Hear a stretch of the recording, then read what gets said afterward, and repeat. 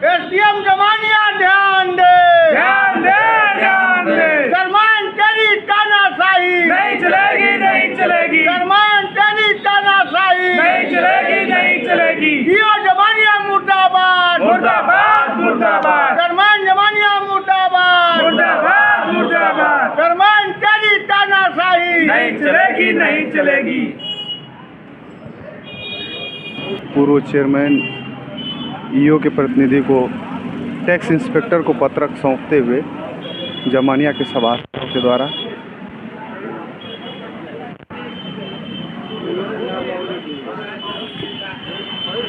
आप अपना परिचय दें और इस धरने के बारे में कुछ संक्षिप्त बताएंगे।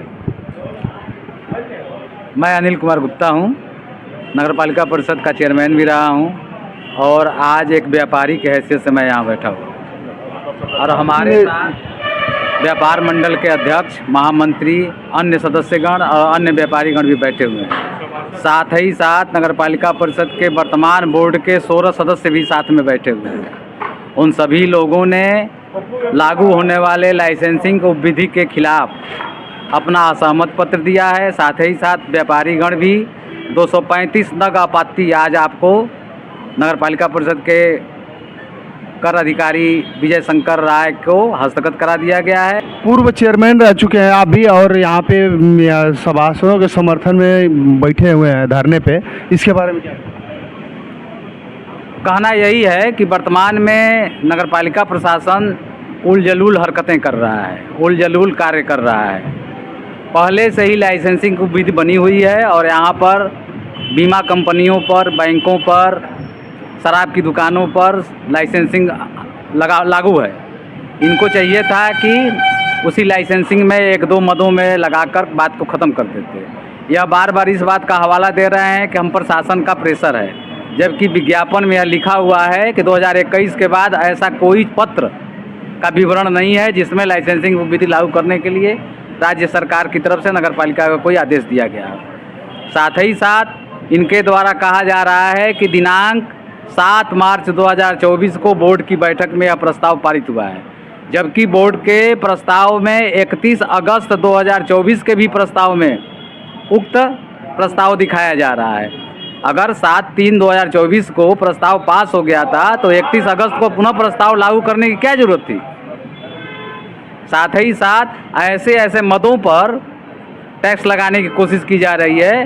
भवन निर्माण पर पहले से ही भवन निर्माण के अलग से विधि है, विज्ञापन बोर्डों के लिए अलग से विधि बनी हुई है, उसको इसमें डालने का कोई ज़रूरत नहीं है। पूरे उत्तर प्रदेश में मिट्टी का तेल कहीं नहीं बिकता है या मिट्टी तेल की दुकान पर भी टैक्स लगाने के चक्कर में पड़े हुए हैं। कोई दुकान है ही नहीं तो टैक्स कैसे लगेगा। यहाँ तक कि गैस रिफिलिंग उत्तर प्रदेश सरकार ही नहीं, भारत सरकार द्वारा भी प्रतिबंधित है। इनके द्वारा गैस रिफिलिंग को भी वैधानिक रूप से लाइसेंस देने का प्रस्ताव किया जा रहा है, जो कि हो ही नहीं सकता है। विद्युत विभाग पर प्रति पोल, प्रति ट्रांसफार्मर और प्रति सब स्टेशन 0 टैक्स लगाया जा रहा है, 0 शुल्क लगाया जा रहा है। क्या बिजली विभाग से यह टैक्स नहीं वसूल पाएंगे तो उस पर टैक्स नहीं लगाएंगे?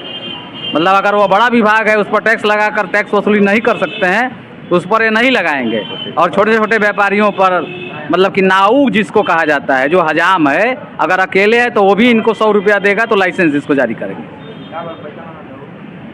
इस तरह ऐसी विधि बननी ही नहीं चाहिए। आज तक उत्तर प्रदेश सरकार हो या भारत सरकार हो, कोई भी लाइसेंस लागू किया जाता है तो लाइसेंस शुल्क नहीं जमा करने पर अर्थदंड तो लगता है, लेकिन ऐसा कोई लाइसेंस नहीं है जिसमें अर्थदंड के साथ साथ 6 महीने का कारावास भी हो। लाइसेंस शुल्क तो पहले से नगर पालिका के द्वारा जारी किया होगा और लगता होगा, तो इसमें फिर किस तरह का प्रावधान? वही उसी विधि में अगर चाहते हैं कि उसको बढ़ाना चाहते हैं तो बढ़ावें। नई विधि लागू करने का क्या तुक बनता है? मैंने जो पहले से कर सुनिश्चित है उसमें आप बढ़ोतरी कर सकते हैं। हाँ करें, उसकी आपत्ति अलग से होगी। एक उपविधि लागू है, दूसरा उपविधि उसी नाम से क्यों कैसे कैसे नगर पालिका में रह सकती है? एक ही नाम से 2 उपविधि हो ही नहीं सकती है। बहुत बहुत धन्यवाद आपका।